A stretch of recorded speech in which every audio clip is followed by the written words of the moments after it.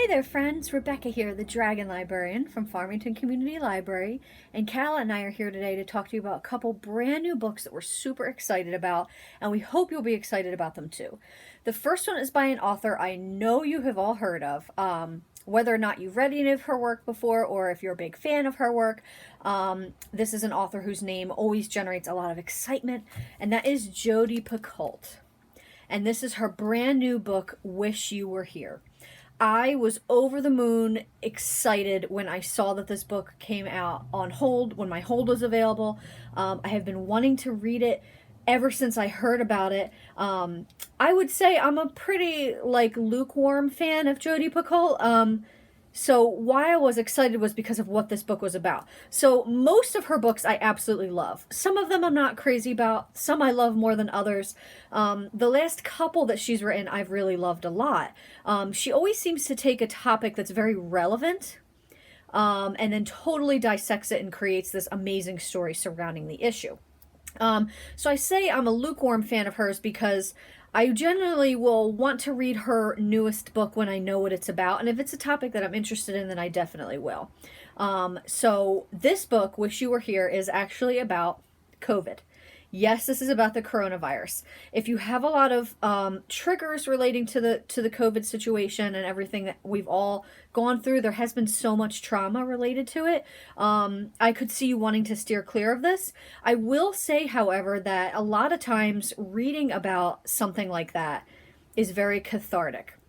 And that's how it felt for me too. I love reading about stuff like this because it makes me feel like I'm not alone. Right? And I hope that you would want to give this book a shot as well, because reading about these characters going through the same situations that we've all had to go through and endure in the past 2 years, basically, it's a kind of a great feeling just knowing that, we're not alone. There's thousands and millions of people that have had to go through things like this related to the virus. So what exactly is this book about?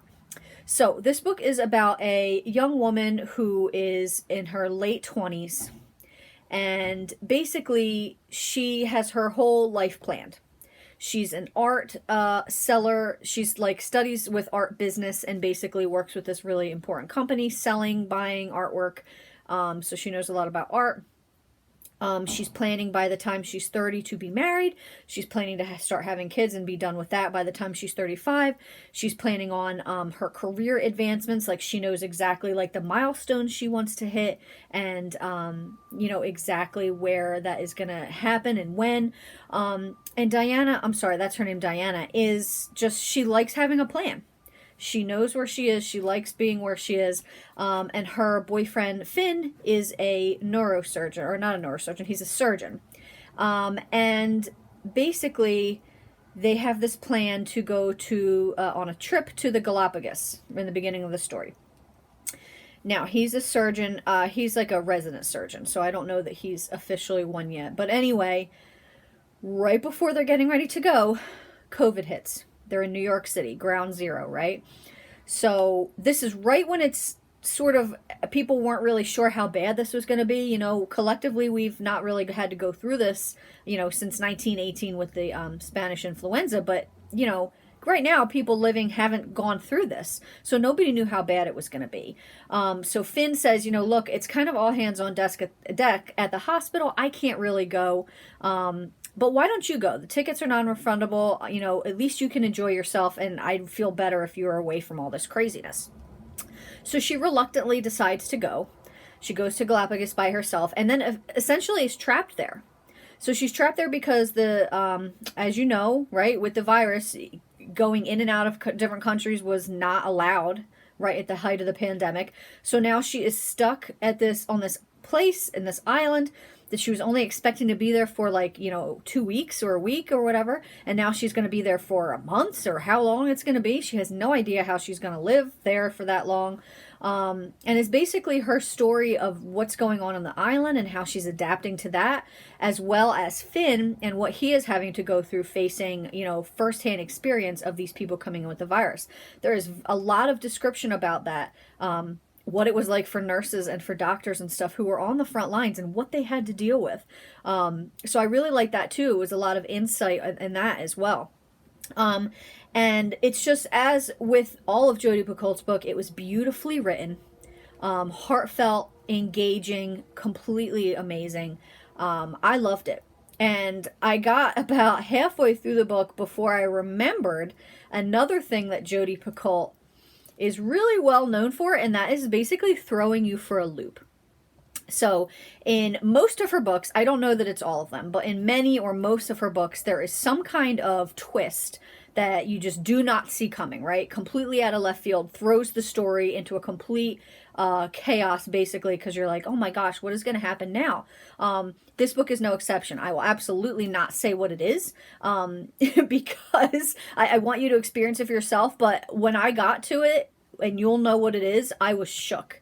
Absolutely shook. This book did so many things to me emotionally. All of them were wonderful. And like I said, I think unless it's something that you are really going to be triggered by, and you should need to stay away from it, I really highly recommend this book to anyone that's had to live through this COVID situation, this COVID nightmare, because it's really cathartic to read about it, I find, especially when it's done so eloquently and beautifully, and in just such a respectful way. Highly recommended. Wish You Were Here, Jodi Picoult's brand new book. So the other book I want to talk about is by another big name author, and that is Ann Patchett. Now, I don't know if you know of Ann Patchett. Her last book that came out was The Dutch House, which is my favorite book by her. She writes a lot of fiction, but she's also written nonfiction as well, and this is another nonfiction book by her. It's called These Precious Days. It's not very long, maybe about 300 pages, and it's basically essays on different topics, and I absolutely love them. I think that Ann Patchett's one of those writers that no matter what she's writing about, I want to read it.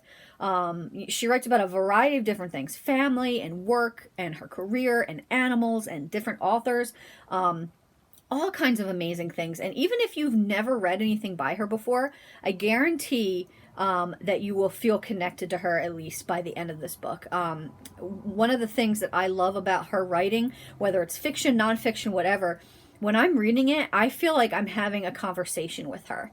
It feels like she's in the room. It feels like we're talking to each other. I just feel like I've made a friend every time I'm reading something that Ann Patchett has written. And this book was no exception. I would really even recommend this to people who are not huge nonfiction fans, because like myself, I usually only want to read nonfiction if it's a topic that I'm super interested in or an author I'm interested in. But this book is relatable to anybody.